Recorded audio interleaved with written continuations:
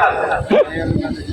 প্রথম কাজ হচ্ছে আতঙ্কিত হওয়া যাবে না, চিন্তাচিন্তা করা যাবে না, ঠিক আছে?